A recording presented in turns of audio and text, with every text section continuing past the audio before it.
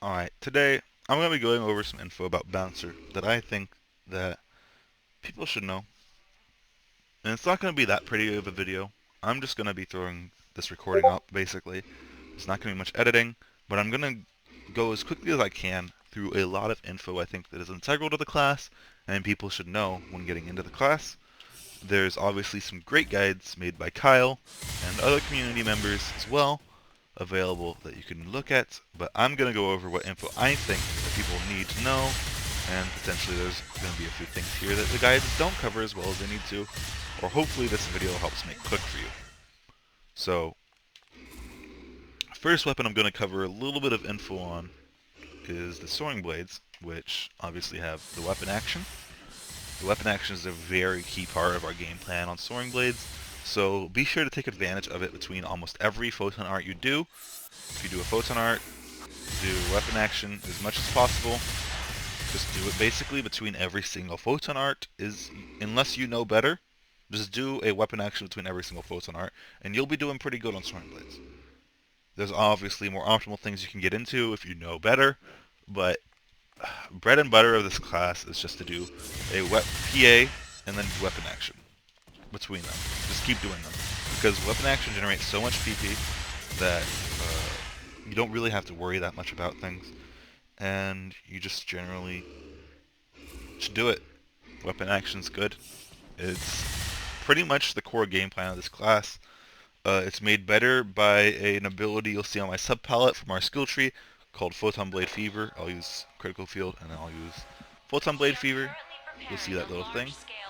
That little Christmas UQ, ignore it. But you see, the damage for Photon Blades increases a lot, as well as the numbers that you see. It's like there's way more numbers. That's what Photon Blade Fever does. It increases damage and increases the amount of blades fired. It's super strong for us. And as you see right here, I'm doing a little thing where I do dash. If you're curious how I do this, I do dash in the air, and then as soon as I hit the ground, I'll jump, and I'll dash after every weapon action I do after jumping. So that's how I'm linking these so quickly, is I'm using a jump to cancel the recovery of a dash. So if you want to use this, this is just a little tidbit you can keep in mind if you're trying to keep up mobility on the ground, perhaps, like in a fight like Phaleg. You can use this to just keep mobility up.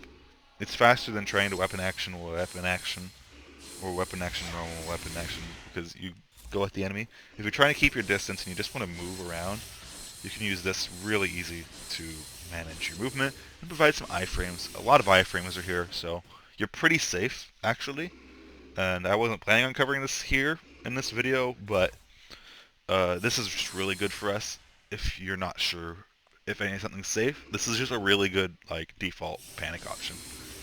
Like, you should get back to photon arts as soon as you know it's safe, but if you're not sure about something, this is a very safe play.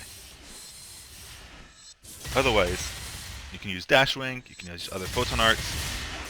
And that gets in a little bit here to what I think is one of our most core combos, is actually Dash Wing, weapon action, Dash Wing, weapon action. You can see as well there, I use a little bit of another move to gain some height.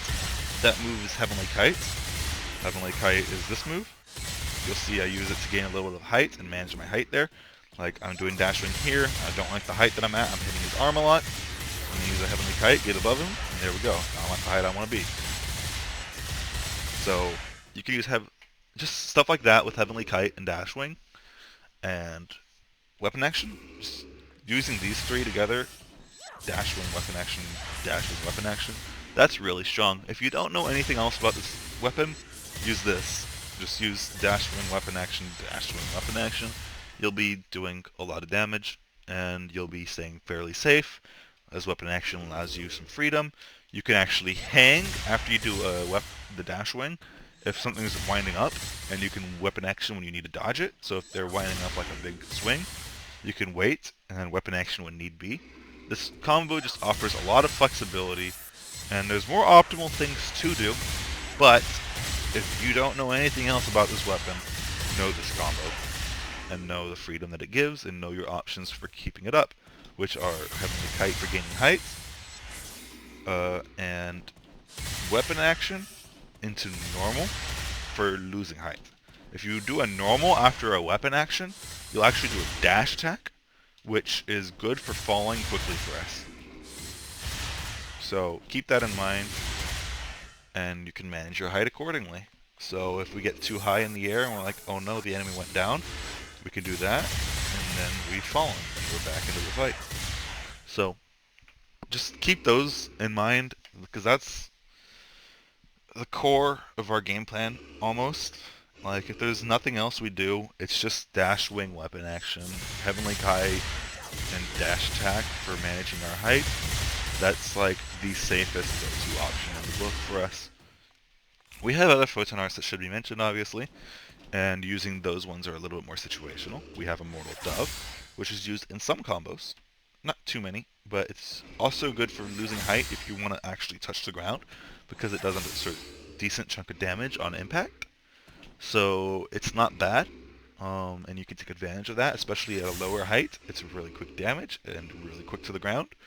So I'll go over a little combo here that takes advantage of that. Is actually, and I'll switch over to the Jupiter Tullus, which I'll explain here in a second. You can do something like this with it. This is really good. This is a good combo as well. This combo is a little bit more complex, so it's not as straightforward as weapon action, dash wing, weapon action. But if you want to get more complex, it's Heavenly Kite, which is our rising move. Wait till the end. Weapon action forward. So Heavenly Kite, weapon action forward.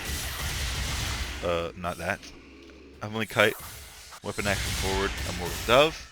Immortal Dove just in their face after you make contact with the weapon action. And then weapon action back, and keep it the loop up. This combo is good against targets of this kind of posture, such as the medium-sized falls enemies, like just Elder Hunal or Deus Hunal and stuff. Those enemies, this is a really good cycle against. You can also just do a variant where it's this, because you're going to get almost more hits. I think that this is better, but yeah, overall you're going to get more hits this way. So maybe do this one instead. I just know that Kyle's guide goes over Heavenly Kite at a distance, and then this. So I don't know what the logic is behind that, but I'm going to trust there is. But I also like this one. So use what you think is more DPS in your situation. So that's just a combo to keep in mind if you want to get a little bit more complex with things. But don't feel bad if you don't want to do that one, because it's admittedly a little bit more situational, and dash wing weapon action is pretty much universally applicable and never really loses power. So just learn dash wing weapon action if you need something to do. The next PA cycle I'll actually be covering is some PA cycles you'll actually be using when Photon Blade Fever is gone. As you see, Photon Blade Fever is up right now. But Photon Blade Fever being up is part of what makes dash wing weapon action so strong, because you see a lot of damage is coming from that Photon Blade Fever as it moves really quick, and allows Photon Blade Fever to really show between those dash wings. That's one of the reasons you go for this move.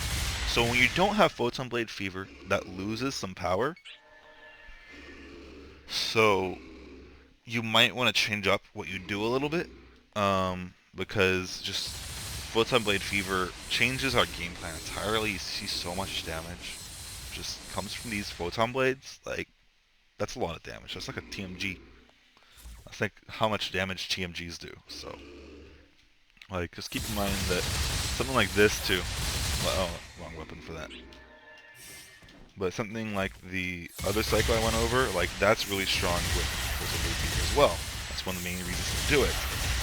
When Photon Blade Fever is gone, you'll see that a lot smaller numbers are flying around, and it's not as strong. But when we don't have Photon Blade Fever, we still have other combos we can do. Excluding... I'll just equip my armor now, actually, to get rid of this effect. You'll see now we don't have much gear.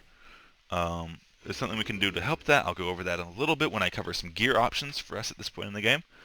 But currently I have no gear, and I'm not getting and to Kestrel Rampage. Kestrel Rampage is a really good move outside of Photon Blade Fever, but you'll see this damage is really pathetic because we don't have any gear, which you can see down there in the bottom middle, right above my moves. You can see our gear gauge is very empty right now, very sad, and we fill it up by doing attacks. And it doesn't care what attack it is, because every attack will fill up the gauge the same amount to my knowledge. So our fastest hitting moves are better for generating it, such as you'll see this move only fills up so much. But if we go for Heavenly Kite, you'll see it's just there. Our gear is there. So Heavenly Kite is really good to do in the face of an enemy, good damage, and a good gear generation to be able to set up for this combo, which is Heavenly Kite, Kestrel Rampage right after, and we weapon action back, and we dash attack after the weapon action as that covered happens. So we do Heavenly Kite again, Kestrel Rampage, weapon action back, dash attack, Heavenly Kite, Kestrel Rampage, and we can keep looping that. This is actually also fairly usable on targets that are airborne, actually. You'll see it looks like we're falling to the ground every time, but that's just because of the height of this enemy. You can still do this at targets that are airborne. It's a little bit harder. You're going to have to time when you follow up your Heavenly Kite from the dash attack to make sure you keep height. Or, I mean, worst case scenario, you can do 2 Heavenly Kites, but it will eat more PP. Which this cycle is already pretty harsh on your PP as is. So be careful with this.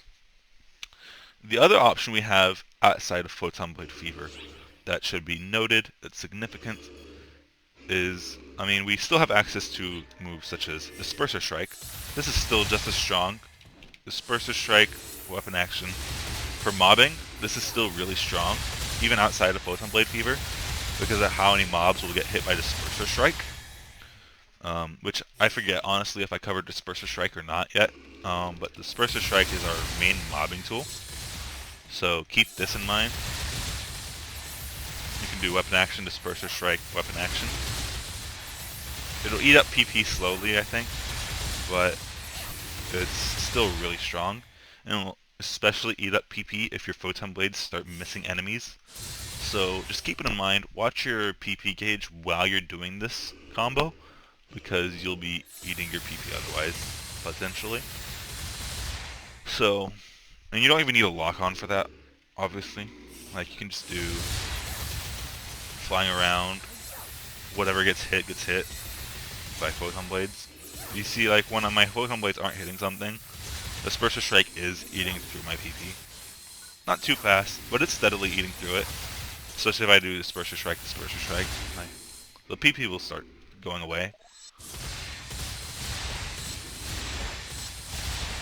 you want PP back quickly, you can do this. This is an option. It's not the best option. That is an option. Obviously, the best option for generating PP is to get a pair of Light Stream, Soaring Blades, or other weapon. When we run out of that PP, we'll see when we run out of that PP, they'll refill it. So, this is probably the best way to fix that problem of running out of PP. So, you can keep up your combo. This isn't a combo, don't do this, by the way. I was just trying to drain PP as quick as possible. Don't do this. This is bad. It just runs out of PP. Don't do that, please. Please do weapon actions. Please do weapon actions between those moves. Don't do that. That's one of the things I feel like some people that are new to Soaring Blades end up doing a lot, is they just keep chaining Photon Arts together. Like, oh, I can't even force myself to not do it. Like, they'll just do stuff like this. It's like, you're gonna run out of PP very quickly. So don't do that, please. Just try to keep using weapon action between everything you do. Whether it be, I mean, Photon Arts, like, there's not much reason. It's iframes, it dodges stuff, it generates our PP, and it's just keep doing it. It keeps our gear up, it keeps, especially with Phantom Sub. Phantom Sub doing weapon action is gear positive by a fair amount. With Hunter Sub, it's only barely gear positive, so you have to be a little bit more careful. But with Phantom Sub, firing off these, it's like instantly gear positive, as you can see. Like, only a few of the blades need to hit for it to generate the gear it needs. But you can see, even at low gear, like, it just generates with so few hits. Interesting. Interesting. I am confused now. Why isn't it generating much gear? Well, now it's going to be there. Interesting. Well, either way, once you're at this gear, you're not losing this gear between Photon Arts by doing a weapon action. You'll get it back immediately. With 3 gear bars and doing weapon action, you'll pretty much be good on PP. So, what else do I have to cover really about Soaring Blades? Like if you just want to see a standard cycle of stuff, it's just weapon action, dash one weapon action, control my height. I'm now at the right height for the enemy, hitting on the edge, but I'm hitting the target now. Oh, they went down, let's get down there. Alright, now we're at the right height again. Like, you want to just control your height properly. You also want to stay airborne as much as possible. Bouncer as a class wants to stay airborne because we get buffs from our Shifta, which I'll cast here in a second. Ignore my game lagging because I changed outfits. But yeah, you can see Shifta is now on. Damage now versus damage now. Damage now versus damage now. You see, we just get extra power for being in the air. Really good to be in the air.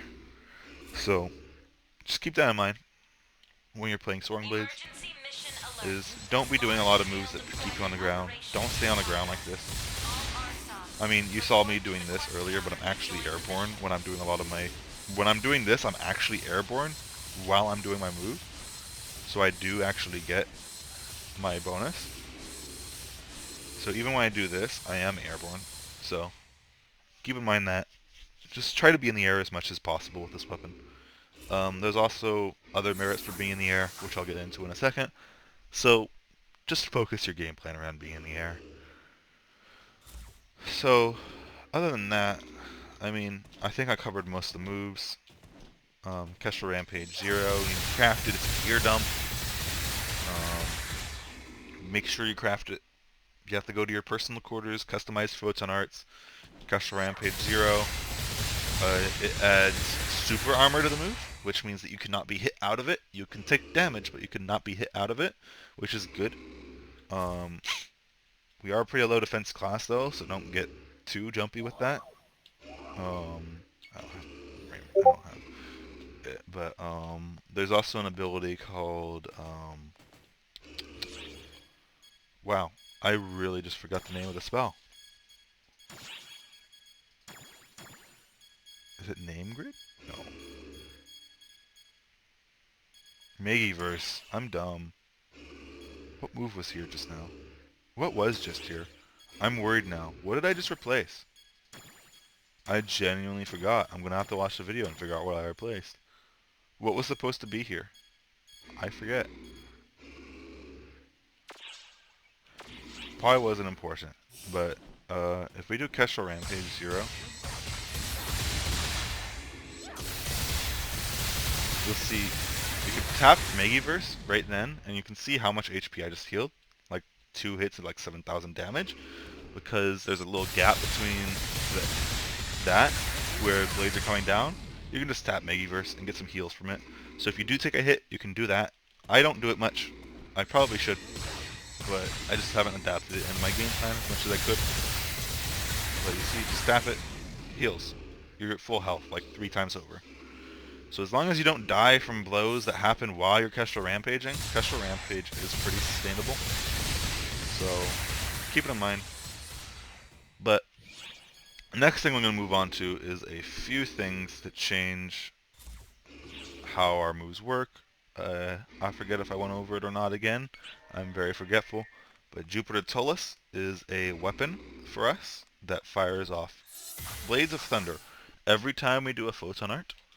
So this is a really strong weapon for us, and it actually, quote-unquote, becomes an augment with the introduction of um, Liberate Soaring Blades. It's an option for your S5 ability. I have a different one right now because of my build and how I plan my build, but you can have one that adds these Thunder Blades at a lower power, keep in mind, to the Liberate weapon. So they're not as strong as Jupiter Tullus, but they add them to the weapon nonetheless. And that means that no matter what distance you are at, like almost no matter what distance you're at, like this far away, you're going to be getting some extra free damage. Like I'm pretty sure the Thunderblade has more range than Photon Blades. Does it? I don't know. I lost lock on because I'm so far away. Does Thunderblades hit here? No, it doesn't. I'm dumb. And here it will. There. Okay. Like from that far away, it's really strong. So Jupiter Tullus has that ability. I'm gonna show. I mean, that changes up a few of our cycles. Like dash wing weapon action becomes more powerful. With that, even outside of PBF, you get a decent amount of damage for that. Jupiter Tullus can do it even when PBF is down, and get a fair, hefty amount of damage out of that. It also helps this PA cycle that I mentioned before. I'm pretty sure I probably covered it while I was here, where you actually do get a hit of that there. But yeah, the main thing to cover is that it also comes as an S5 ability, so you can get it there and get some extra damage for certain PA cycles off of Liberate, Still, or Crass weapons, which those are the 3 weapon types that accept it, as well as one more brand new weapon type in Japan that I don't know the name of by heart. So it comes from a title in Japan, and you can change it to a Soaring Blade if you want. But there's 4 weapons in the game in JP that will allow for these Thunder Blades to be added as an S5 augment, and those 4 weapons are pretty much the 4 weapons we're going to be using from now on, so they're an option for us on the table from now on, basically. Another thing I want to cover is unit S grades, which I will put back on my unit S grade really quick. As you see here, we have an ability called S6 Soaring Heaven Dance that can be put on back units, which I will use Kesha Rampage. You see, I have no gear right now. If I jump, I'm getting gear.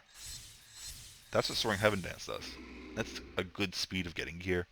You will no longer have any gear problems ever if you're in the air with...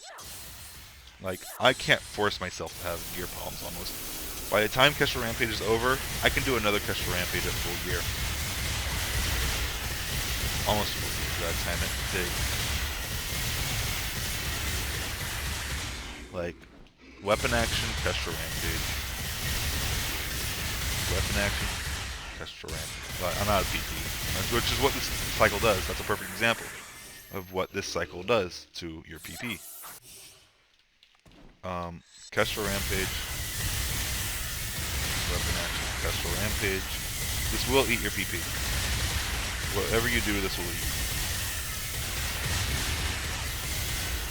So this becomes an option for you when you have Heaven Dance, because you generate gear while you're doing Kestrel Rampage, which is insane.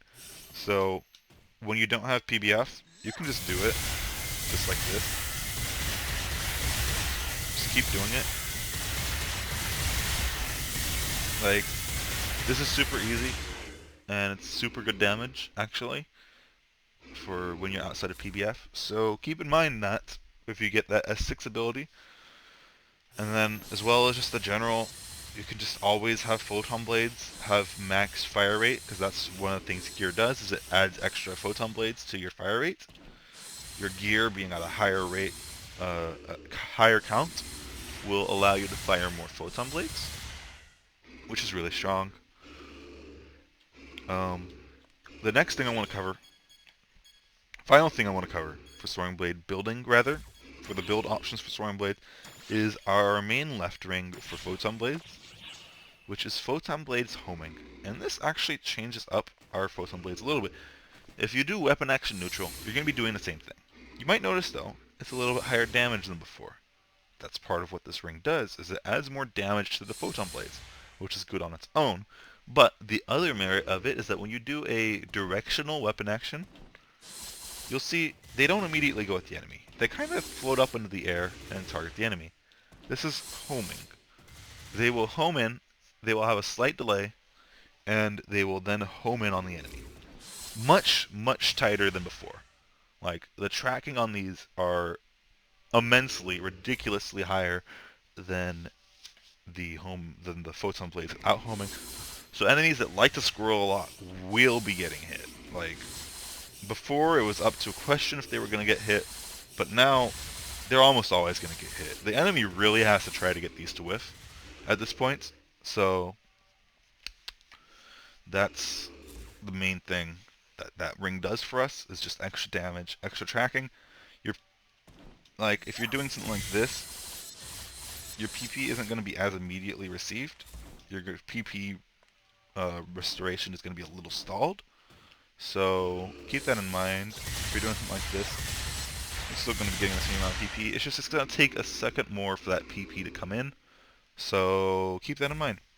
You might not be seeing as much PP immediately up front. The final thing I need to cover about Photon Blade Fever and Soaring Blades as a whole, which is also the weapon that you see which is also the reason you see me not running Thundering Blades on my Rival 8, which was my decision because I have Jupiter Tullus when I want Thundering Blades, which is almost as strong as Rival 8 at this point in time when you're taking into account Thundering Blades. When you're doing things that involve those Thundering Blades, Jupiter Tullus is pretty much as strong as a Rival 8 weapon, especially if you don't have my S4 ability that you see. If you don't have this S4 called Precise Balance, which is really expensive right now. I got it to drop very luckily. It's very expensive, so if you don't want to run it, that's understandable. But if you're not running it, then Jupiter Tullus is actually probably more powerful than Rival 8 for stuff like this, because it's going to fire off those Thundering Blades at a much higher power than Rival 8. Sorry, my headset dies occasionally. I need to turn it back on. It's going to be firing at a much higher power than Rival 8's, so Jupiter Tullus is actually very viable until we get the plus potential available for Rival 8, in which case JT is officially left behind, and Rival 8 is definitively a better option, but you can still run Jupiter Tullus and be doing a very hefty amount of damage. Like, don't feel obligated to rush towards one of these new 15-star weapons if you have Jupiter Tullus, because Jupiter Tullus is just insanely strong. It isn't needed to be replaced until we have the availability of Crass weapons, so just keep that in mind. But with in mind that we can put on Photon Blade Fever, and that we can do a little thing called a tech cancel on PBF, which, on weapon action. Weapon action normally can't be linked into itself. You can't just spam weapon action very quickly. You have to let yourself fall. It's very slow. It isn't very strong. There is something we can do, though. You can do a weapon action and immediately cancel into charging attack. But while you're charging attack, you can also input an attack. So, these things in mind, there is almost a 1 frame gap between being able to do, if I'm holding down tech and I do a weapon action, or I'll even do it just standing still, as soon as I can cancel into something, I'll start canceling that, charging that tech, and as soon as I start charging that tech, I can cancel that tech into something else. So these two canceling of attacks and recovery together means that I can do this. And this is without Photon Blade Fever. So you see, this is machine gun mode. I am pelting this enemy. I'm slowly losing PP because I'm outside of Photon Blade Fever, which is why this is mostly reserved for Photon Blade Fever. But also not to mention the damage, but I could turn on Photon Blade Fever here right now, and yeah, just look at the numbers. They speak for themselves. This is hard to beat. This is really hard to beat. The amount of numbers, like, just coming up right now, this is hard damage to beat. And it can be even further pushed by a tackle. As you can see that extra free damage there. If I can get to the right height and just keep doing it, I'll turn on my critical field again. I'm going to get tackles in here as well. You can see there's pelt damage. You can see an occasional 50k, additional 30k showing up, just depending on how I hit him. And almost all those blades are hitting his head, nail on. Like, this is also better against bosses where you can't move through them. Like a boss like Luther opening his clock or something where you can't move through that.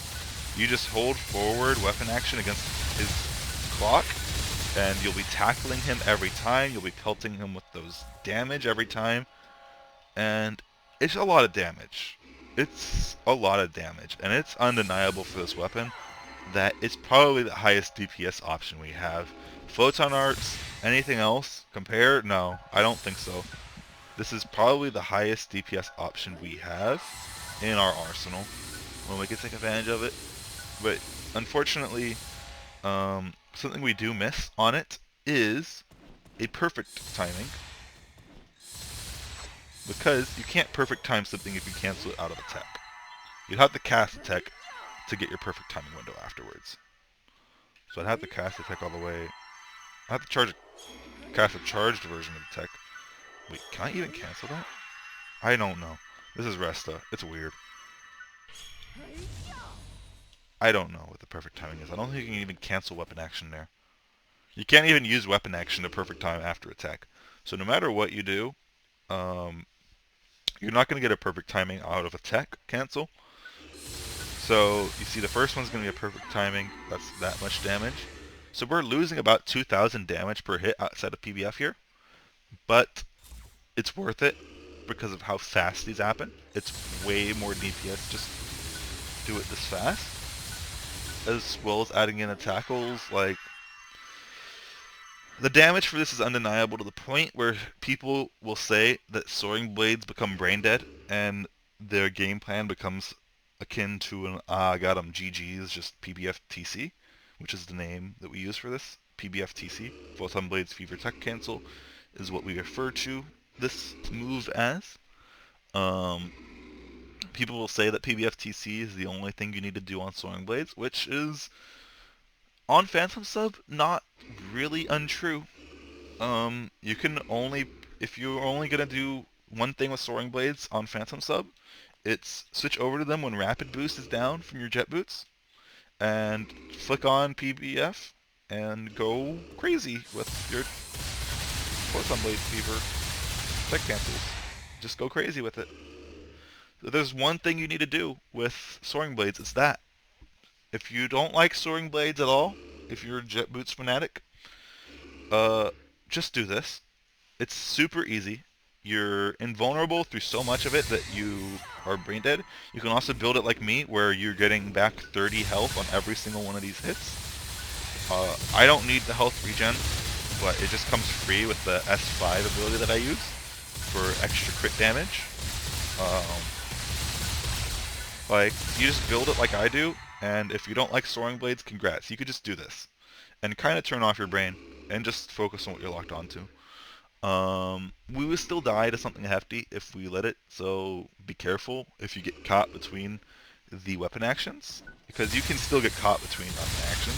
Don't feel like you're invincible during this. There's still gaps, so keep in mind you might need to stall something to dodge something.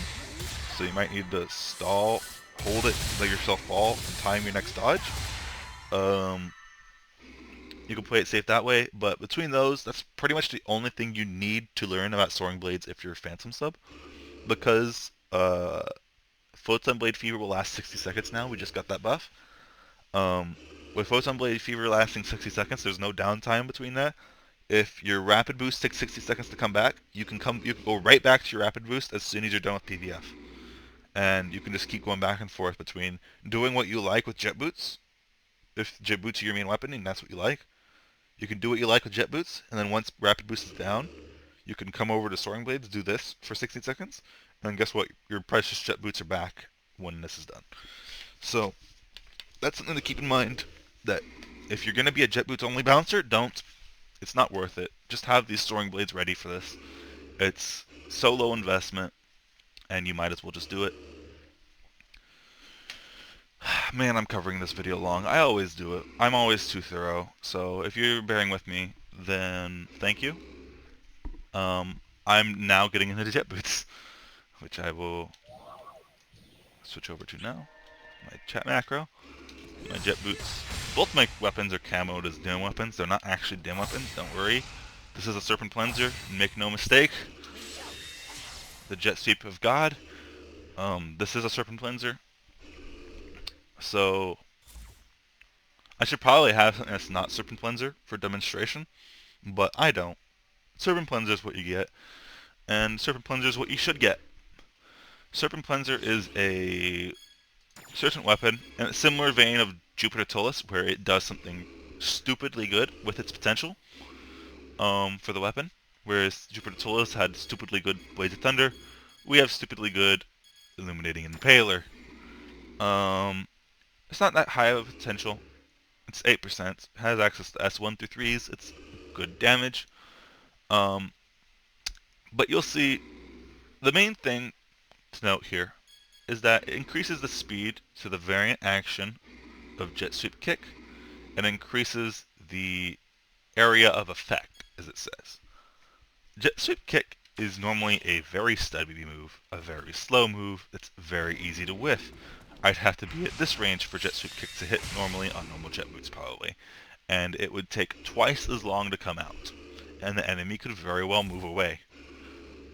This potential is crazy because if the enemy decides to shuffle around a little bit, I'm still probably hitting him. He's not moving that far within how long this takes to charge up. That move is ridiculously quick. Very, very quick. So, just get Serpent Cleanser. There's other things you can do if you want to get more damage later on when we get higher damage options, like Crass Jet Boots. But for all intents and purposes, just get Serpent Cleanser. It's in the Rising Weapon Badge Exchange Shop. Even if you can only get one copy with your not Rising Weapon Badge Exchange, Unique Weapon Badge Exchange Shop, even cheaper potentially. You might have a huge stack of them if you don't know what else to do with them. You'll only be able to get it up to plus 30 if you get it from there. You'll need to feed it more to upgrade it to plus 35. You'll need to get a total of 6 of them, costing you 2,400 unique weapon badges to get a plus 35 Serpent Cleanser for free. Well, not free rather, obviously.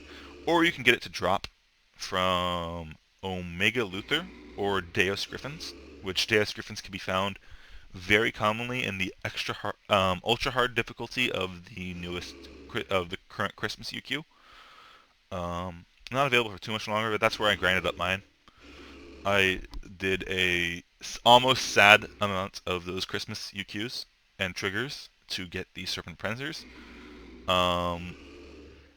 But if you don't want to go through, I did that grind because Serpent Cleanser actually wasn't for a week really usable from the unique weapon badge shop. It was actually broken. It had no element level, as you see here, and without an element level, the weapon was essentially non-functional, and you couldn't fix it. You just couldn't fix it at all. So, yeah, I didn't buy it from there. I had to get it to drop in that first week. I luckily got it in that first week before they fixed it, but I was doing a lot of Christmas. Jingle Bells is now embedded in my brain, but I have Serpent Cleanser. And this weapon is what you should be getting. Now the unique weapon badge shop version is usable. Even if it's just a plus 35, plus 31 that you got for 400 badges, it's better than any other option we have. You can wait till you farm up the unique weapon badges later, or you can wait till you drop a Serpent Cleanser after getting your plus 31, and if you do some stuff to upgrade it and augment it, which you should, to get your most damage out of it, you need to put on at least S-grade augments. If you all set it up and it's plus 30, you can actually feed it a dropped Serpent Cleanser you got from Omega Luther Ultra Hard or from the Deus Griffins in Ultra Hard. You can feed it that dropped weapon that you haven't even done anything with. Just feed it the weapon, and now the grind cap will be plus 35. So you don't actually have to feed it 5 drops. You can feed it just 1 drop if it's a raw drop, because that would be plus 35able, and that cap would transfer to the weapon you feed it to. So keep that in mind. But yeah, enough about Serpent Cleanser. TLDR, just get it. It's super good. Super good. Like, unfathomably good. I'm actually gonna, once again, unequip my Soaring Heaven Dance to do some more demonstrations of different combos for you, because they are very different with Soaring Heaven Dance and without. With Phantom Sub, one thing to know about Jet Sweep Kick is that it drains your gear. Jet Sweep Kick, I guess I should probably just go over Jet Sweep Kick, because if there's one thing you do with this weapon is it kick things until your gear's full.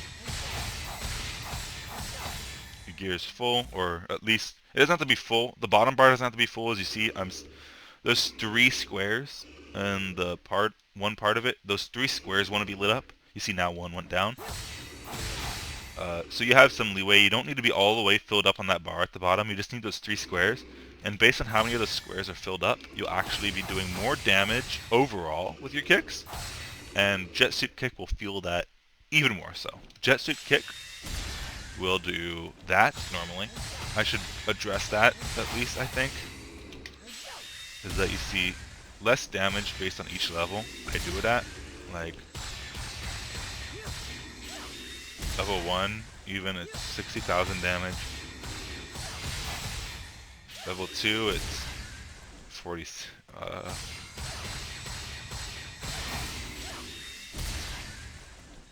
How did it do less damage now? What?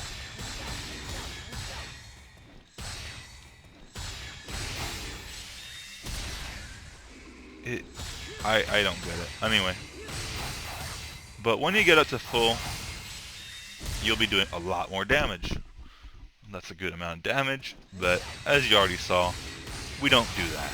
We don't just do that move. We do Jet Sweep Kick, and we use our weapon action to change the move into a kick to actually be proper for its name. And that's a lot more damage. Twice as much damage. It's really strong. And it's made even stronger by other things we can do to buff it. So, that is a lot of damage. If we can, so the general game plan of boots is getting your gear filled up to the point where you can do a Jet Sweep Kick or full gear. I thought I was at full gear. But Phantom Subs helps with gear generation a lot.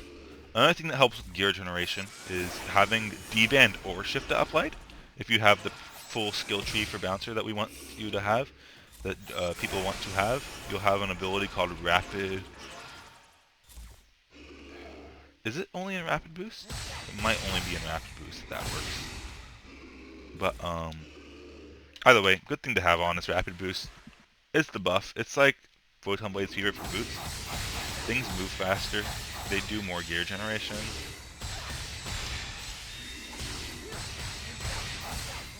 That really is okay. I'm trying to do things for when you have Soaring Heaven Dance, what you see. 4 normals, full gear. You can do something as simple as that. Phantom Sub as well as some D-Band being active. Another lag spike. You can generate gear really quickly. But just whacking it with normals is and isn't the best way to get gear. I'll go into that in a little bit, how it can be the best way to get gear in certain conditions. But just sitting here doing normals isn't probably the best way to do it. As you can already tell, Rapid Boost actually does add more damage, like about 80,000 damage to Jet Sweep Kick, so it's really good to have active. Obviously, Shifta will do even more for it. We don't have Rapid Boost anymore, but we had Shifta, so. Look, another 60,000 damage from Shifta. Just try to maximize the damage of your Jet Sweep Kicks, please.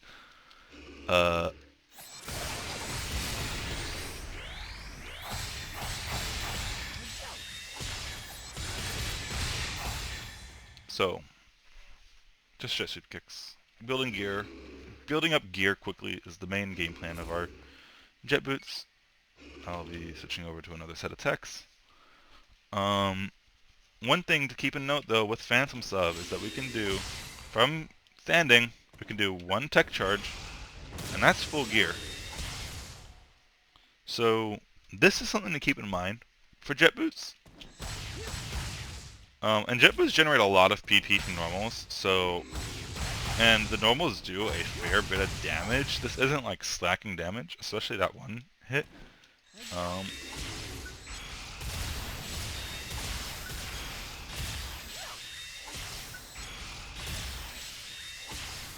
You might already have an idea of something we can do. We can just use techs, charge up the tech, and use Jet Soup Kick. This is helped by a few abilities, including Rapid Boost, which adds some short charge timings. It cuts down the charge time of techs after a PA.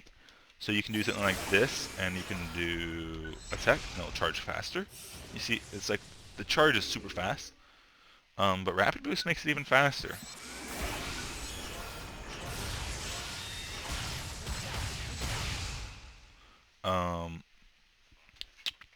But yeah, so techs in the Jet Soup Kick, because Jet Soup Kick counts as a PA to cut down on the charge time of a tech.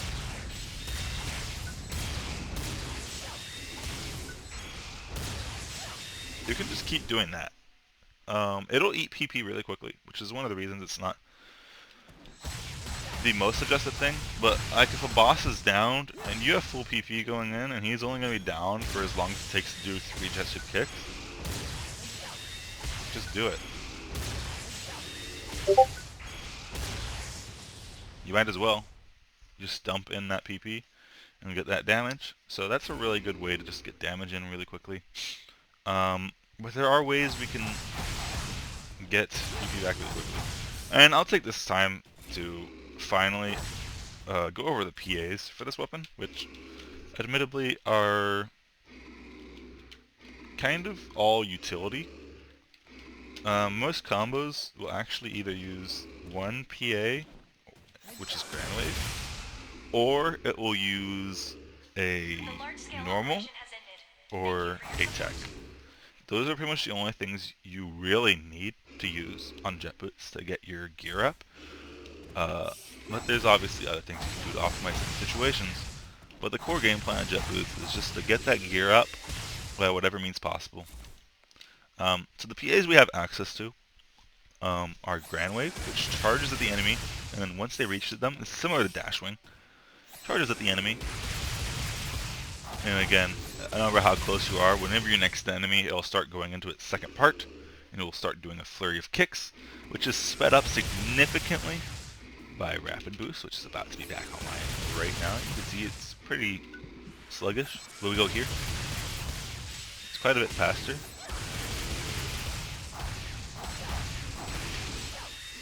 So, Grand Wave is good on its own. When we have full buffs, I think it's almost full gear. Yeah, so if you did Grand Wave and then one normal, you should have full gear. If you have shift or D-band acquired, that last normal will put you up to max gear. So that's a combo you can do with Grand Wave. Another option we have is Strike Gust. This is a crafted version of Strike Gust. With the non-crafted version, you actually hold down the move to charge it up, and then you'll release a certain amount of kicks based on how long you charged it. So we'll go up something like this, like something like that. I'm not going to uncraft my Strike Gust 0 to show you, sorry. But if you just do the move, you'll see what I mean. But you can hold down the button before letting go, and it will charge up more hits of it. And there is certain combos you can set up with it, but I don't use them. They're kind of just bonus if you want to use them. Don't worry about them too much. But yeah, that's a move. It's really good because the crafted version, it's not really good, but it's solid because the crafted version can keep going. And after the 7th hit, it will gain damage. You can see there's 7 hits of that 23,000, and then it doubles the damage. Yeah, it like almost doubles the damage. I need to turn on critical for it to be all blue. Like, you can see,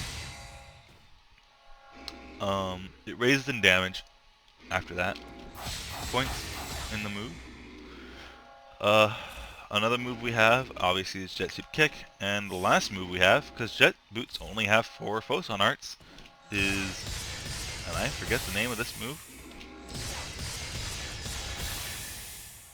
What is the name of this move? Surgeon Gale. That's what it is. It's a mobbing move mainly. It's decent damage. But all the photon arcs I just went over, similar to Jet Suit Kick, how Jet Suit Kick you mainly want to use what I said, you use weapon action in the middle of the animation to change what the move does. Every one of Jet Boot's photon arts, similar to a lot of successor classes, actually have variants you can do with the weapon actions. So if I do Grand Wave and then my weapon action, I'm going to flip back. You might ask what the point of that is. It's because during the entire flip back, you're invincible until you position yourself upright and start falling. You're invincible the entire way if you have a proper balanced skill tree. So this is really good when something becomes unsafe. You can cancel at any time and it's a perfect attack window. At any time, you can continue your attack. It actually does generate some gear when you do the flip back. I think it actually has a hitbox as you retreat, one hitbox. So it does like 50,000 damage as you retreat, so it's not bad. You see that one 50,000 damage hitbox. So that actually generates a fair amount of gear off of that hit alone, because with Jet Boots, different kinds of hits do actually generate different amounts of gear, unlike Soaring Blades, to my knowledge. So that move is really good for survivability. That's why Grand Wave is a really good move for us to use when we're not sure about stuff, and we can bail out anytime during that move. It looks committive, but it's not. You can bail out anytime. Strike Gust, the variant action for both the crafted and uncrafted version. When you let go, you can press weapon action. You'll do a slam to the ground, which you might have already seen me doing. Because when you slam to the ground after it, you will auto-cast Shifta when you slam the ground. So you don't have to have Shifta on your sub-palette at all for your damage buff. So you can just go up, down. Immediately get Shifta. I think, yeah. Yeah, there's a little bit of damage to the slam down, but it's nothing to write home on. So, mainly use this for height management or for your Shifta buff. Oh, and that's the other thing to note about Grand Wave is that it's casting D-band. So you can dash back into it and get your D-band buff. Something I do a lot. This is something I do a lot to just get my buffs going. Is I'll just do that little sequence, backflip there, and then just stand in both of them and get my buffs. So that's an option. The variant action of Surging Gale will actually do this vortex that does pull in enemies. So if you see, it actually pulls the Rock Bear. This will pull in a lot of enemies with a fair amount of suction. Like I can move this Rock Bear around as much as I want. And you'll notice it's casting something. You'll see this little aura around it. That is Xanverse.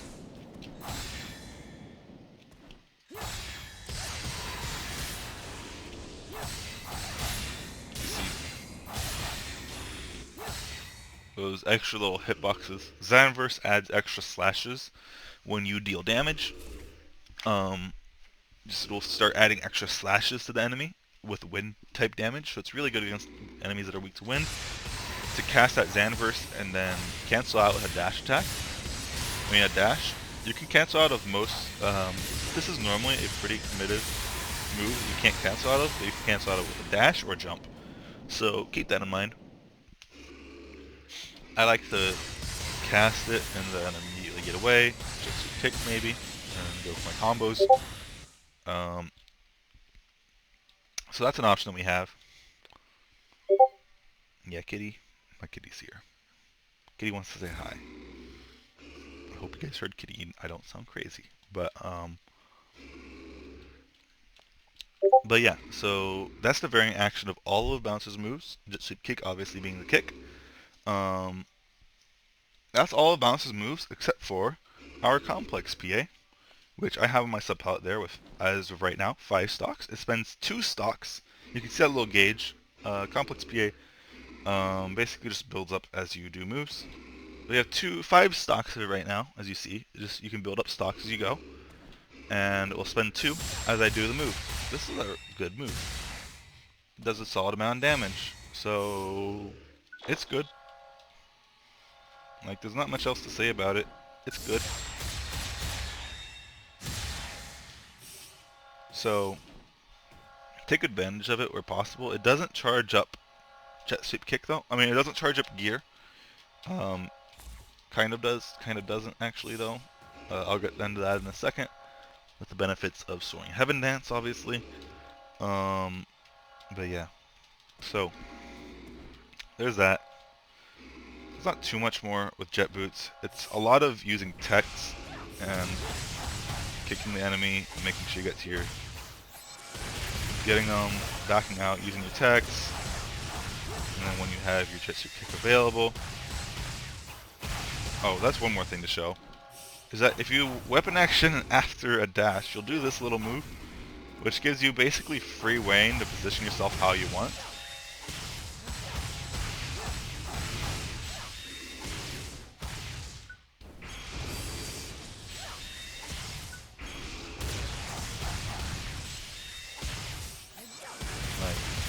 Like, jet boots are a lot of just doing stuff to build up your gear, and then, yeah, just jet sweeping.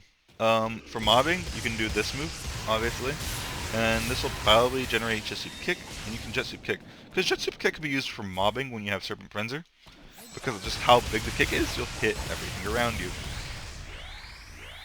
So, jet sweep kick comes really strong with Serpent Frenzer, as I said before, really strong. There's not much more to say on that, but that's not where jet boots end. That is not where jet boots end. Jet boots have a nice little exploit where you may notice that when a normal will fill up the alliance buff.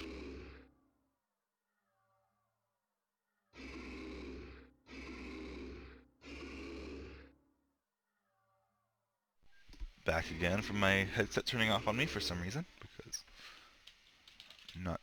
of something. But something to note with jet boots is that when a normal makes a bar fill up of your gear, it'll hit twice. You might see it. You might see occasionally in there that there is a stack of one normal hitting, but actually a lot more damage numbers than just one. There's like one kick, but you'll see more damage numbers. I'll try to set up here with our first main setup for this glitch. As I said, doing a grand wave puts you almost to full gear. One normal after the grand wave will trigger the glitch, as it's called double hit glitch or triple hit glitch. You'll see, like, the numbers are so close to each other because it's like one frame apart from each other because of just how the game's glitching at that moment. You'll see just the two numbers are like so close. You can kind of hear it. It's so hard to see. Just know that 80,000 damage that you saw was actually hitting twice.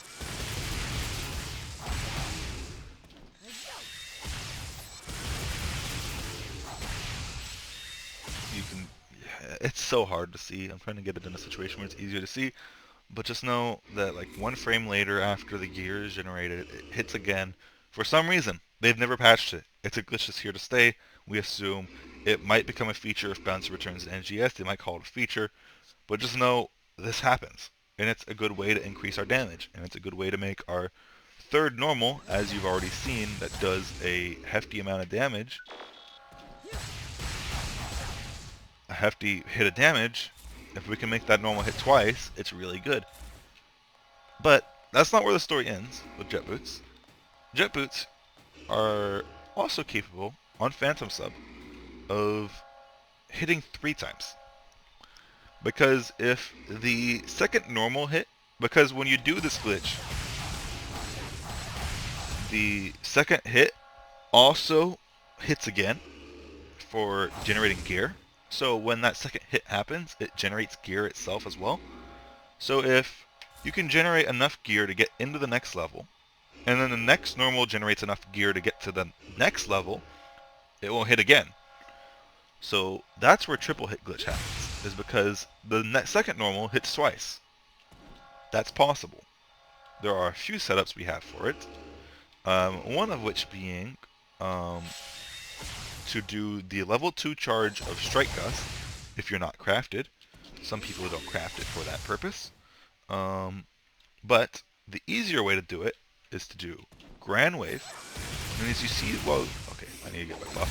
I need to get a buff going. As you'll see, during Grand Wave, the second box flickers for a second. I'm not going to slow down the video and show you anything. But you'll see the second gearbox flickers for a second before it fully lights up and commits to being full. Because it's like 1 pixel into the next gear stage, and then it falls back between kicks. But if you can time a normal to cancel at that time, you'll see my gear filled up instantly. Because I canceled into my third normal, which will then do the remaining gear. I'm doing it early. It's a little hard to master, but it's not that hard.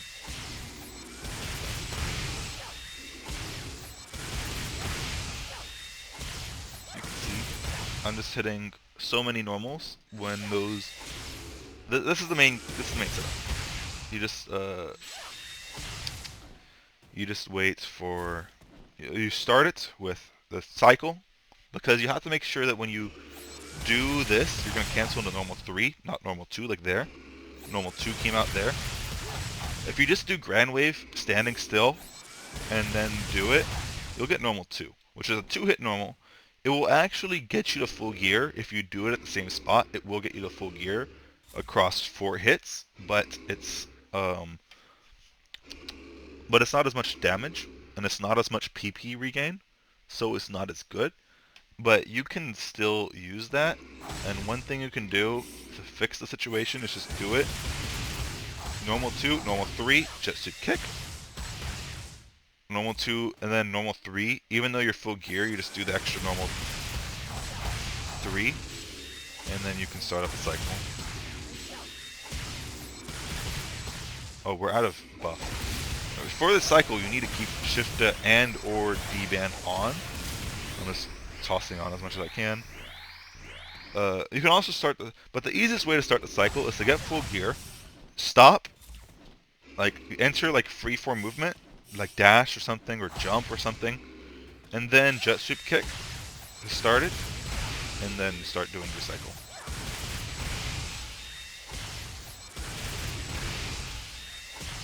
And you can see that's pretty PP positive.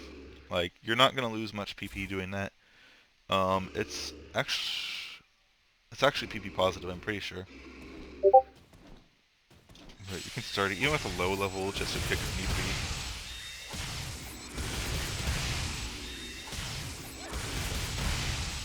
need be. You can see I go up to full PP every time I do this. It generates PP.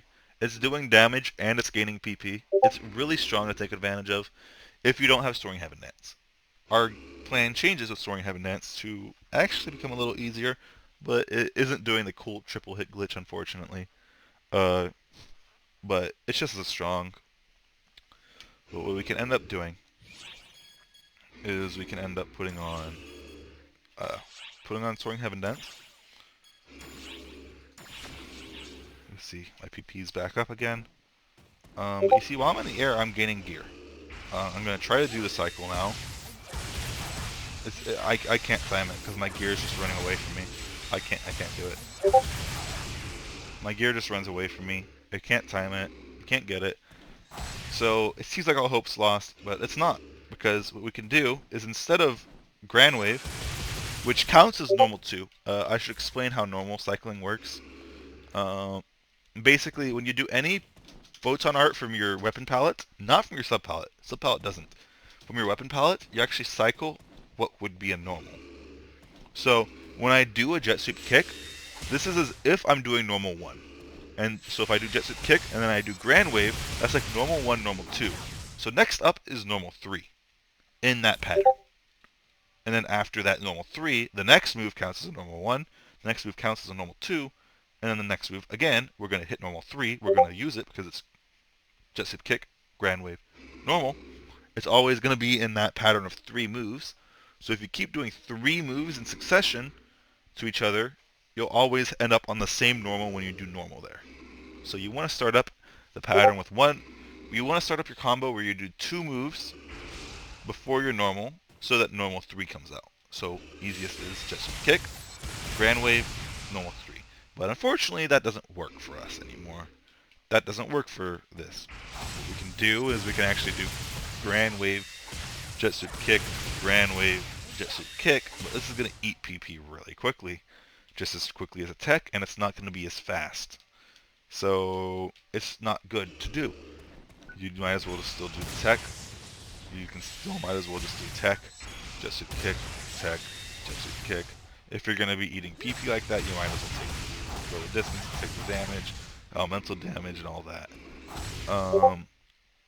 So there's that. But not all hope's lost. We can start up this combo the same way. Jet sweep kick, normal 2, normal 3, jet sweep kick, normal 2, normal 3, jet sweep kick. I'm going to put on Shifta. Make sure my gear gen's proper. But you can see both normals here get a double hit in. Double hit normal 2, double hit normal 3. That's really good. That generates our PP.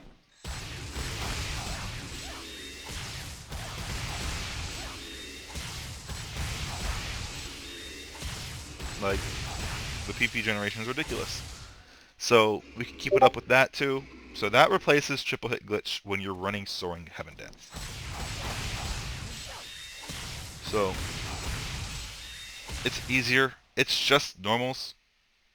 And it's not as strict. There's no timing to it. It's just normals. You just do 2 normals and a jet sweep kick. It's super easy. So overall, I suggest taking Soaring Heaven Dance because if you're stuck dodging around, you just do a few things and you already have your jet sweep kick. And if you can cycle around, start the cycle.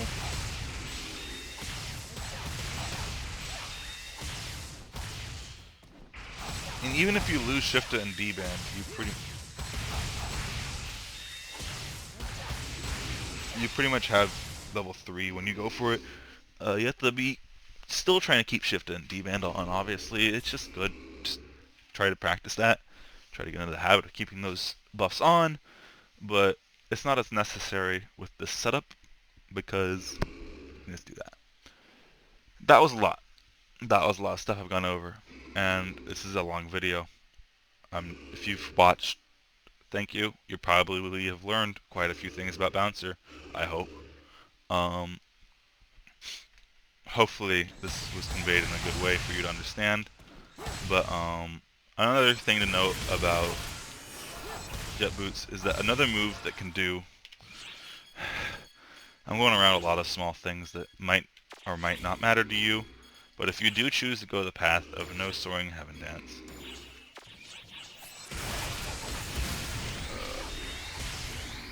you can set this up where one dash normal will do a triple hit glitch. And it's a little bit more lenient. It does even more gear gen than...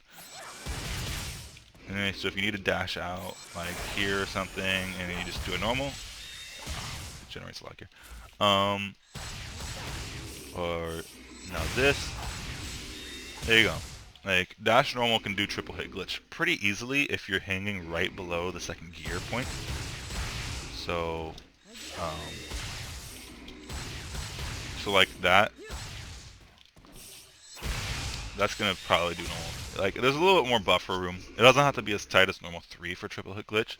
So you can get there, dash around a little bit, and then go back in with a normal, with a dash normal.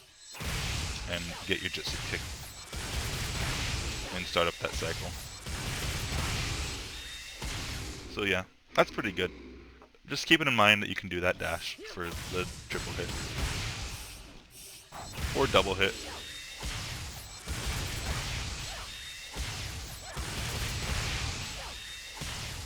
So, just something to keep in mind if you're going to go that path. I'm being a little too thorough, but whatever.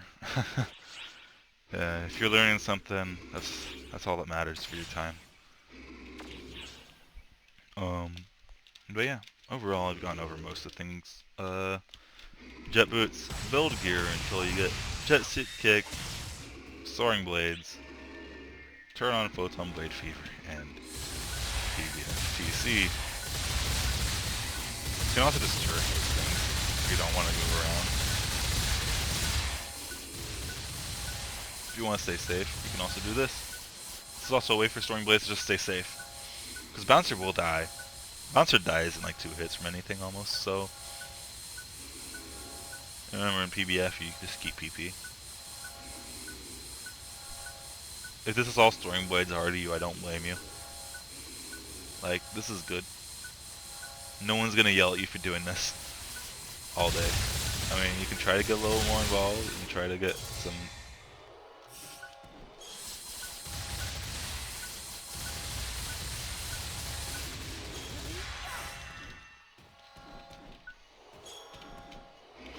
Oh my god.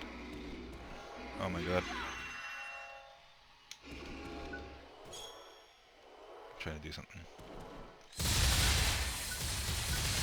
You're not going to get tackled out of it, I don't think, if you're going to do something like that. You have to hold forward at the target to get your tackles. Oh, my hands are all contorted. I don't do it normal. Yeah, if you just want to get tackles, you just kind of hold forward. Remember to hold the delay if you need to dodge something, and that's soaring blades. If you only want to do that, flash your stuff with soaring blades, include dash wing, heavenly kite, normal. This stuff, Kestrel Rampage when you're in PBF down. Oh look at Soaring Heaven Dance, or full gear again. Full gear again. Like, if Kestrel Rampage spam and PBF TC is all that Soaring Blades are for you, then you're doing pretty good. We like to say that we want to do better things and we want to do more interesting combos, but they don't end up the same.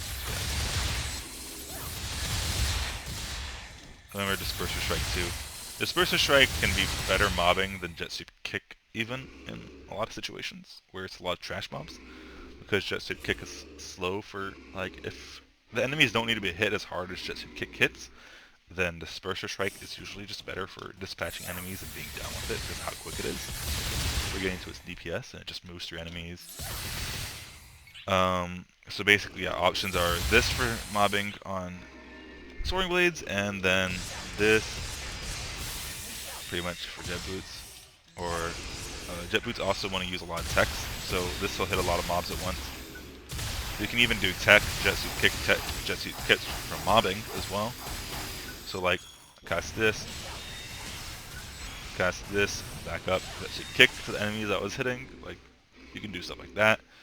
How I have my sub-pellets set up for the most part, I have a lot of sub-pellets. That's another thing you should go over with Bouncer, is how your sub-pellets are set up. I have like these sub-pellets all ready at command, as you can see I'm flicking between.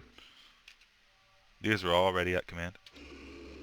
For the most part, on most of my sub-pellets, I have a mobbing base move.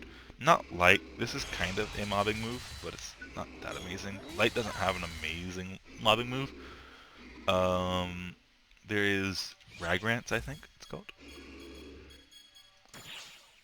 I'll actually move back to that. I was using Grants for something else the other day. But you can move around and change your sub-palettes a little bit for what you need when. Like, this can be kind of a mobbing move. Anything that pierces, it gets hit.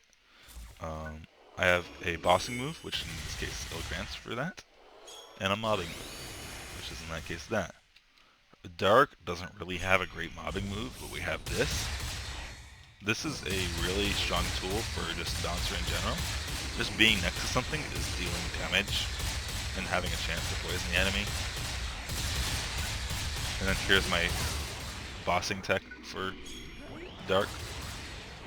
Pretty strong. So basically, for all the elements I have here, I have 2 elements per palette, and I have a bossing tech and a mobbing tech. I'll show you all of them. I need to get rid of Xanverse. Xanverse, why did I have Xanverse there? I had Xanverse there for some kind of gimmick with Soaring Blades, I think. It was for Train Gidron. It was for Train Gidron. Razan? Was it Razan? I think it was Razan. That's cool for bossing.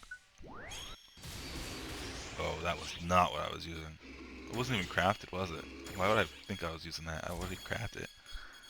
Did I? No, here it is. Ilzon. I'm done. Ilzon is really good for mobbing.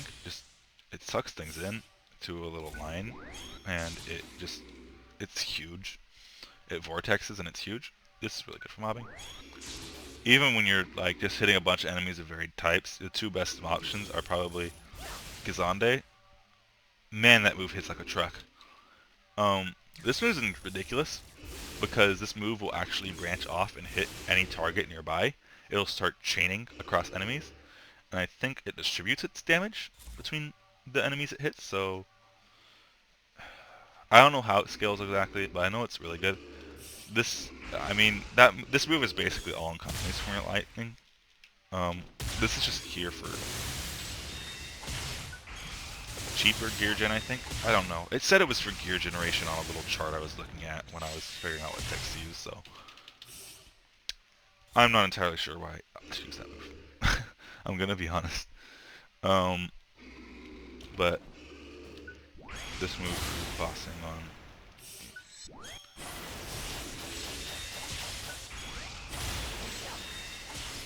It's kind of an awkward range.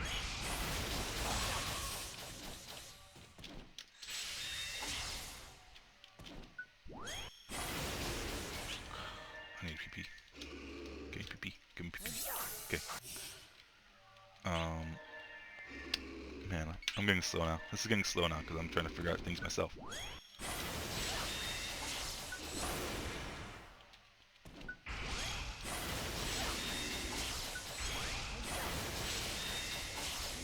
Like that for bossing. That first hit was pretty solid. I don't know. This move seems kind of underwhelming to me. Why am I using that move? I guess it's not really a great wind tech damage, is there? Maybe I don't craft them correctly. I don't know. I'll look into it. I don't use wind that often. Phantasms for episode 4. Fire and ice though, I got those unlocked. This is a good move. That's for bossing. This is for bossing. That move. This is for mobbing with fire. For obvious reason. Just moves around, hits everything around it. And this is basically the same move, but ice. And better. So yeah, those are the moves I use. Bouncer wants a lot of text available to it at any given time. So like this good handful I have here is, I'd say probably the minimum amount of text you want to have at a moment's notice. Bouncer has to deal with subpalettes. Probably has to deal with chat macros. You're going to have to accept that as its class. If you want to maximize our DPS, you're going to have to accept these things.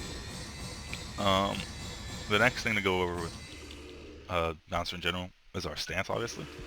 I'm in break stance now. So this is a breakable. I'd be doing a lot more damage to it. You can see I'm not doing that great damage right now. And my crit rate is abysmal as well, because I'm not hitting the right stance. But if I turn it off, I'm back to elemental stance, which is better for us. And you can see I'm doing a lot more damage, and it's just overall a lot better for us. This is when you're hitting something with an elemental weakness, it'll give you a lot of buffs. So you can see VR Rock Bear is weak to everything. So overall, just a good stance to use with jet boots, especially. Soaring Blades actually can't take advantage of elemental stances easily. Like I have dark elements on these, I have light element on these. Like you can get the elemental bonus, but problem with them is that if something's not weak to the element that your weapon's assigned to, because I probably should have gone over this, but I slipped my mind. Jet Boots change element with techs you cast, that's why we went so many techs. You can see now my kicks have a dark aura to them after a dark tech. Now they have a light aura, you can see. That's how Jet Boots work. So that's why element stance is so good for Jet Boots. For Storings though, we can't take advantage of that. We can't cast a tech and change element. I mean, I'm still dark element, but like this, I'm not light element now. I'm still dark element on these. And my tech did abysmal damage. Like, techs, there's no tech damage on Soaring Blades, there are on Jet Boots, so yeah. The only good tech to use on Soaring Blades is Name a Grid 0, because it's just free damage for being next to something, which we're going to do anyway. So when you're getting ready for something, just cast, wait, is it Name a Grid, or, I'm pretty sure it's called Name a Grid, right? Am I dumb? Ramagid. I am. I'm dumb. Ramagid and get the 0 type craft, and it just keeps a bunch of photons around. A bunch of just dark orbs around you. Deal damage. It's good on both weapons. It's really strong. Especially against Lumen mechs that are weak to dark. It'll be a lot of free damage. But, unfortunately, when Soaring Blades can't hit their elemental weakness, you might think we're left a little dry without a stance, and we have pretty bad damage. That's not true, because on our skill tree we have a bonus called Break Stance D bonus. D bonus only applies for Soaring Blades, and it allows 90% of the effect of Break Stance to apply, even not to breakables, excluding crit rate bonus. Keep in mind.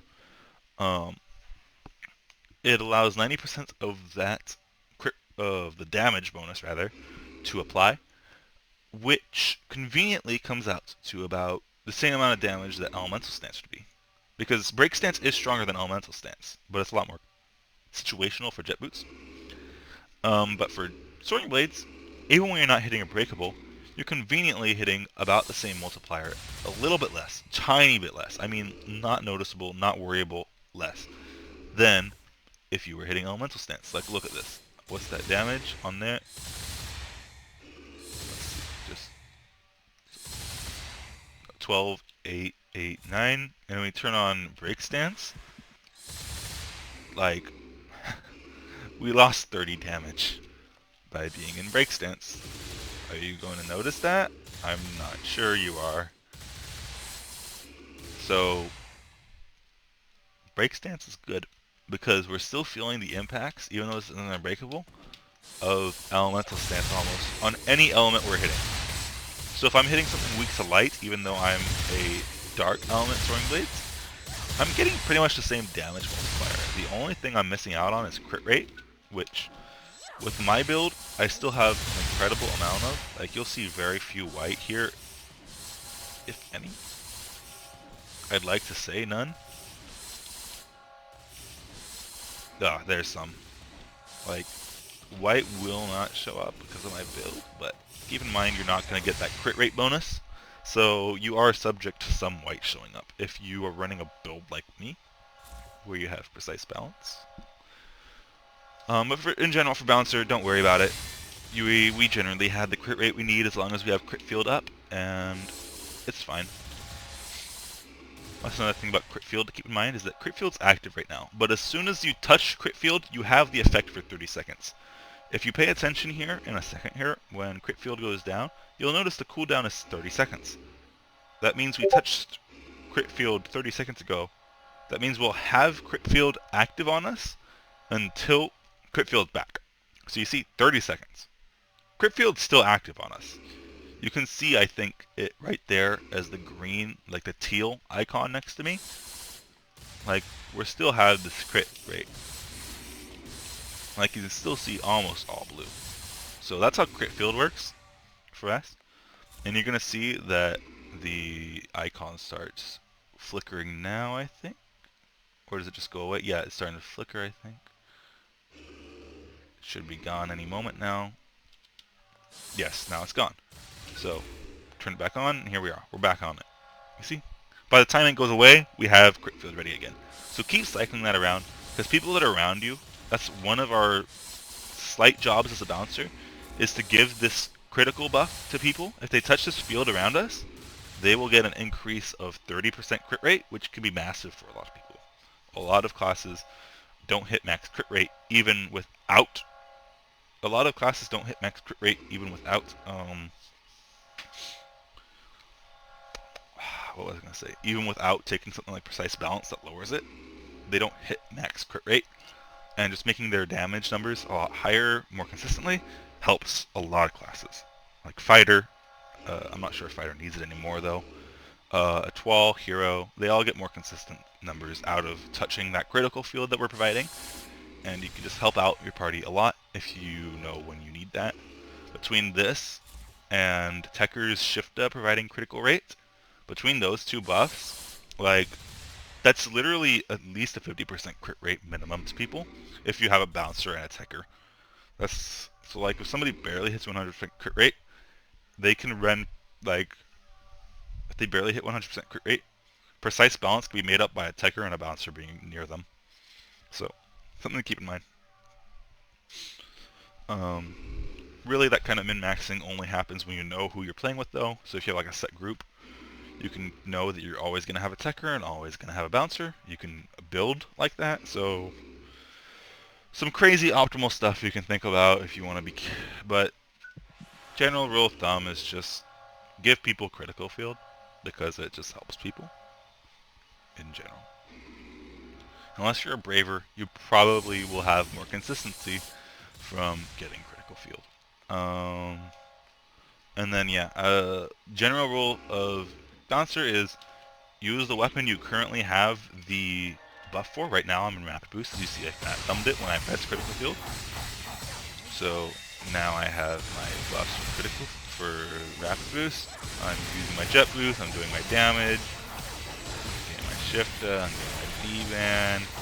And then imagine rapid boost just went offline. It's going to be offline for 60 seconds. I use Photon Blade Fever. Now it's up for 60 seconds. So when Photon Blade Fever is gone, guess what? Rapid Boost is going to be ready. So I go over to Rapid Boost while Photon Blade Fever is on cooldown. Or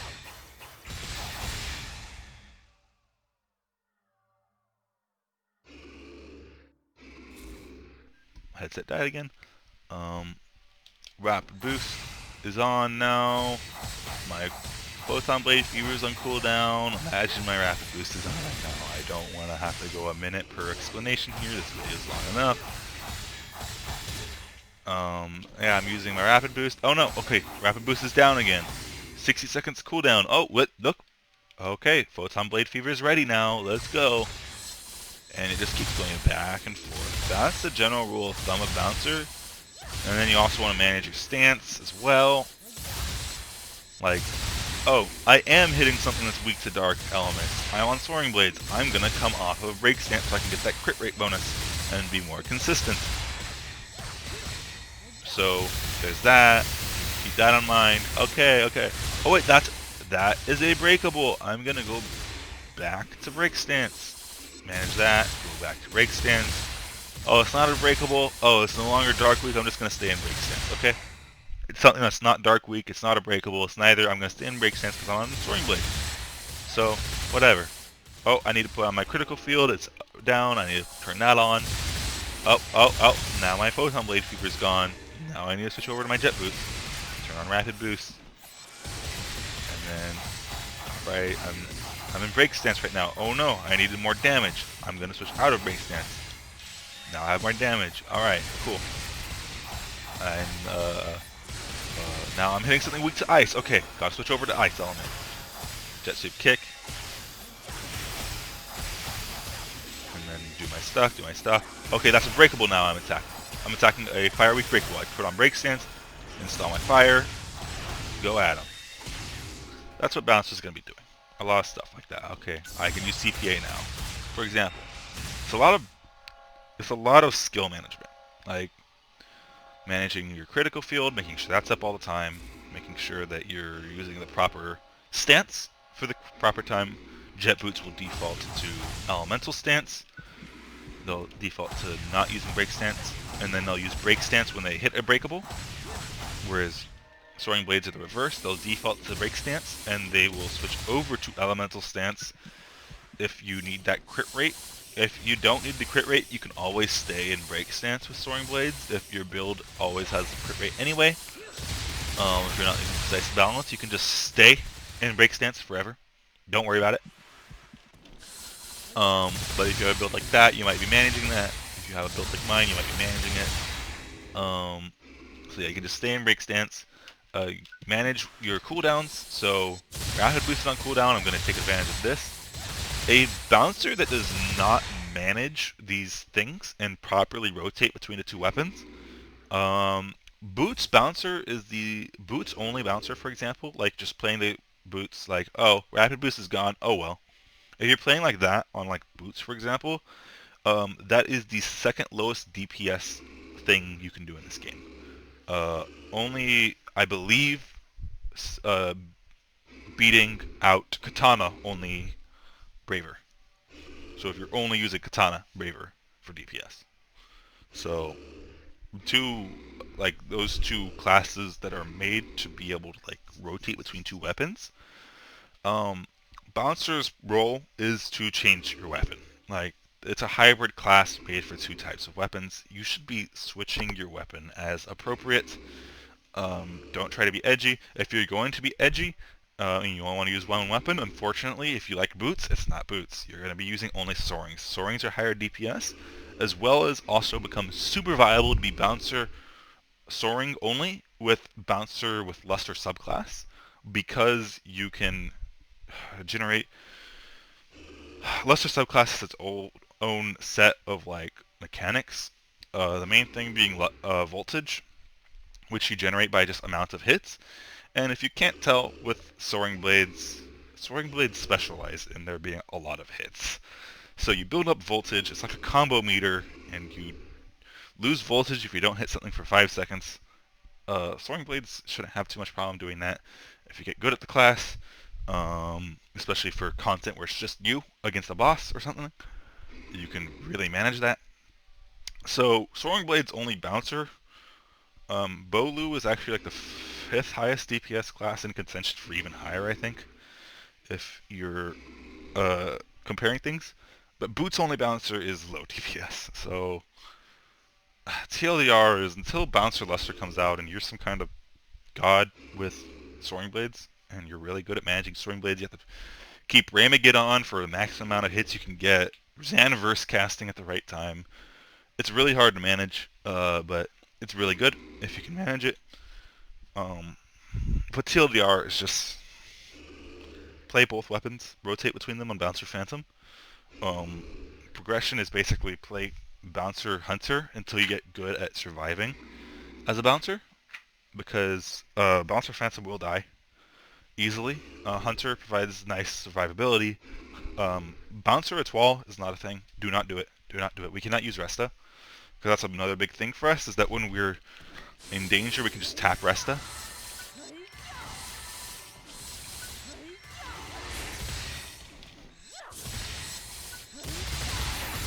We can stay in the air with it.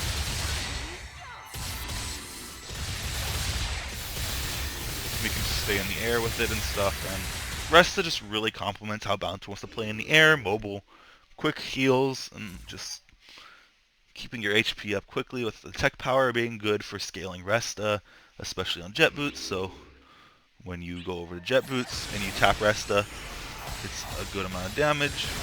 You can also fast charge Resta with Bouncer.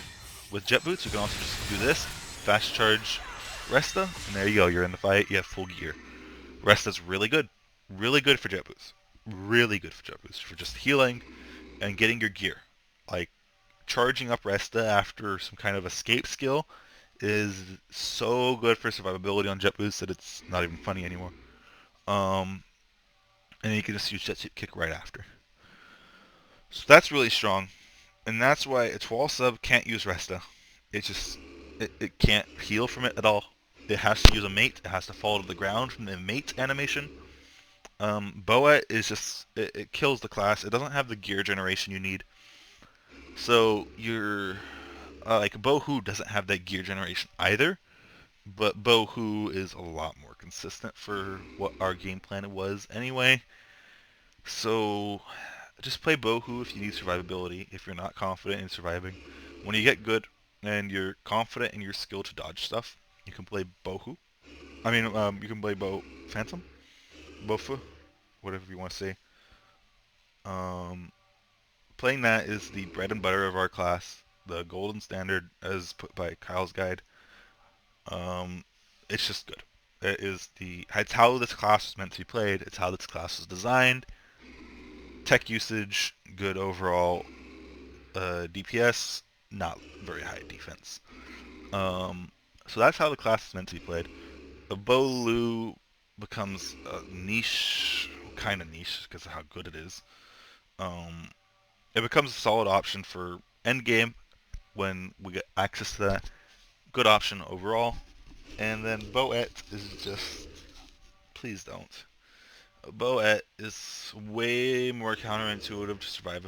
To the class's game plan for similar survivability to Bohu, uh, it just is counterintuitive to the class. So Boet is kind of just don't, please. Um, you can stay on Bohu if you want. It's just it leans more into soaring blades as time goes on. Obviously, you'll still use Serpent Cleanser for your boots, but Bohu long term, if you want to play that long term, that's a thing. It it just uses Soaring Heaven Dance, Soaring Blades a lot more, even PBF down. Um, because PBF down Soaring Blades at least have Kestrel with, at least have this, which is like this is good DPS. Like PBF down Soaring Blades can do that for DPS when need be. So solo Soaring Blades are a lot more viable than Jet Boots solo, but just use both. I'm not sure if there's really much else I should cover that isn't getting too much into something that would take longer. I can go over gear, my weapon palettes. I have an image I post around Discord all the time. Probably me for posting it too much. But you can look at that for an example of how to build stuff. My Serpent Prenzer is something you probably shouldn't do. Don't affix as hard as I did. Please don't. This is a mark. Please don't do this. Please don't copy me. I don't like money, so please don't copy me. Um, but these S grades for Serpent Prenzer, probably what you want to do is Precision Will 2, Precision Will 2 if you can afford it. Precision Will 1 is still very solid because we hit 100% crit rate almost all the time. Hi, kitty. How you doing, kitty? S1, you can use Augment Will if you can get up to 8 slots, or you can use Elementalist's Will. If you can't, that goes in tandem with Phrase Weak and our element changing really nicely. Elementalist's Will comes from Zirin Height, I believe. So that's a good S1 option for us. But really what you probably want to do is take Augment Will if you can get 8 slot because that's unconditional. It will work on stuff like turrets and stuff that don't have an element weakness. Because Elemental Will relies on the fact that what you're hitting is going to have an elemental weakness. So if it doesn't, then you can't do anything with that. Most things have an elemental weakness, but some things don't. So Augment Will is the same multiplier, and it's just more consistent. Um, Technique Amp is 5% in my current setup where I have 200 power. Don't use Technique Amp unless you can do this. Unless these 4 augments can happen in your build, don't do Tech Amp. Like, this setup, and then, like, a brand new setup with the Divine Receptor, which is worth, like, 300 million Meseta, is the only ways to do this. Like, you have to spend at least 150 million Meseta to get a setup like this, if you're not getting the receptors yourself from scratch bonuses, and you're not spending real money. So please don't do this. But Serpent Prenzer, you should probably build something similar.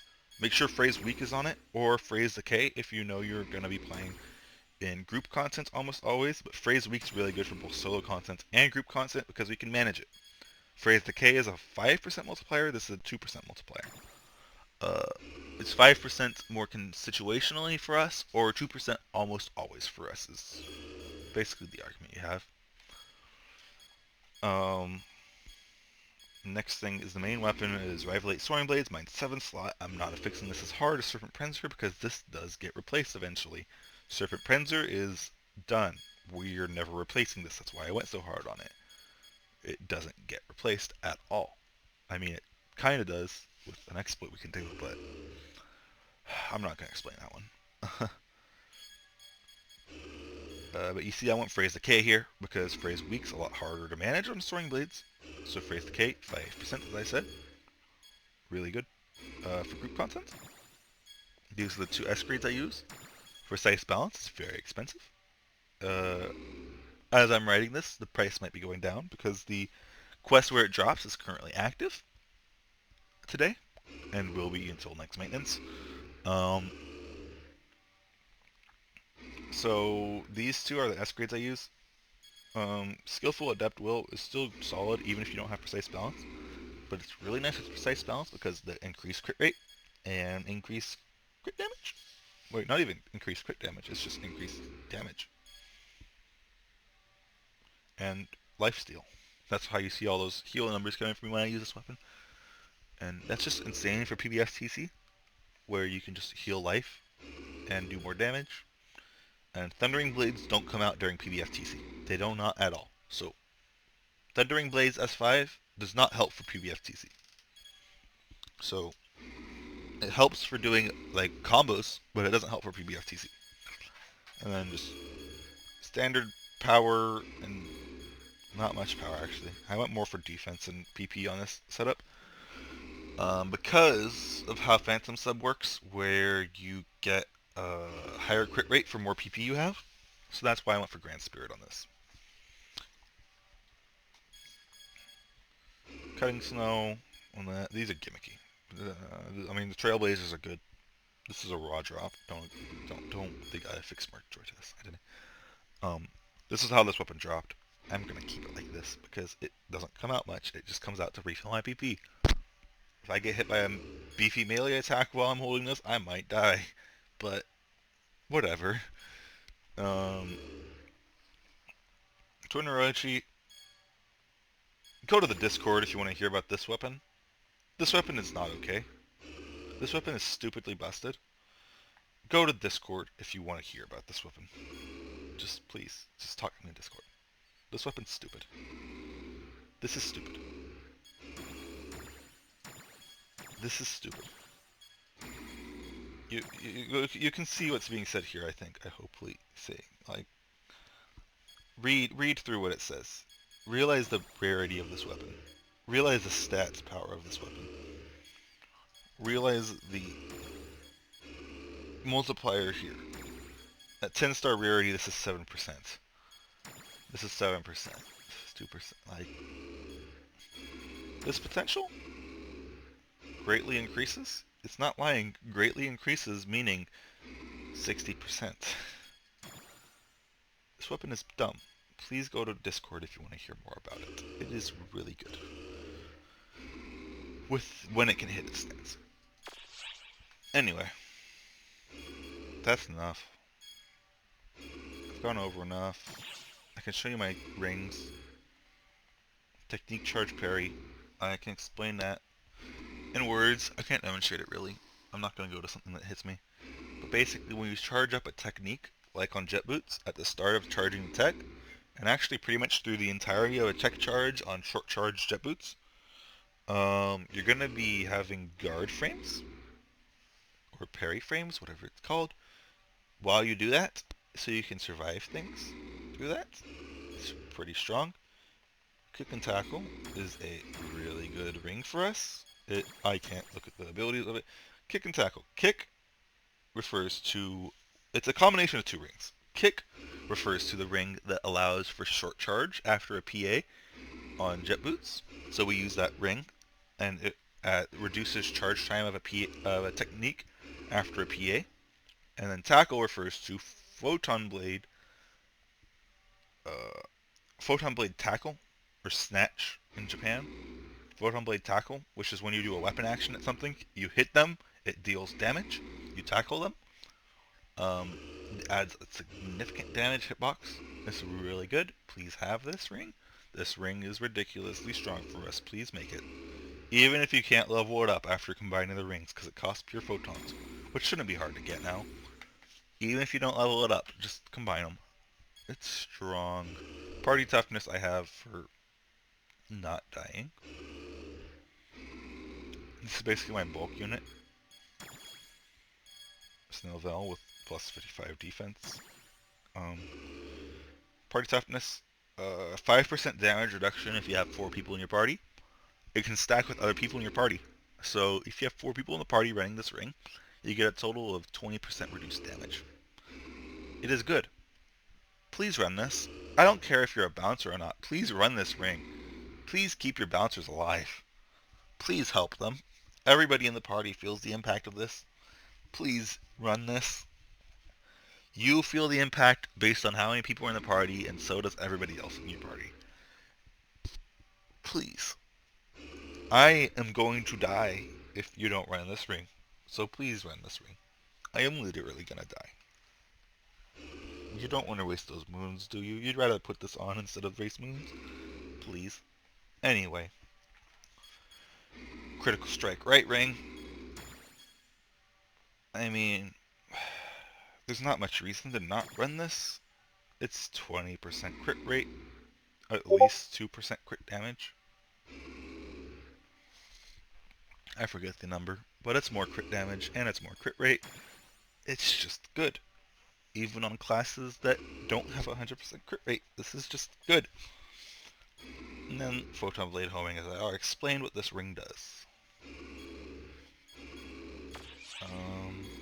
Is there anything else to explain? I don't think so. How long is this video? 2 hours? I lost track. If you watched all this, you genuinely just wanted to learn stuff about the class. I appreciate that. Hopefully you can get something out of this. This isn't that high. I'm not good at making videos. This is just going to be uploaded raw. So, like, this wasn't anything fancy. This is just some explanation and thoughts of how Bouncer is supposed to work. I probably missed a lot of things.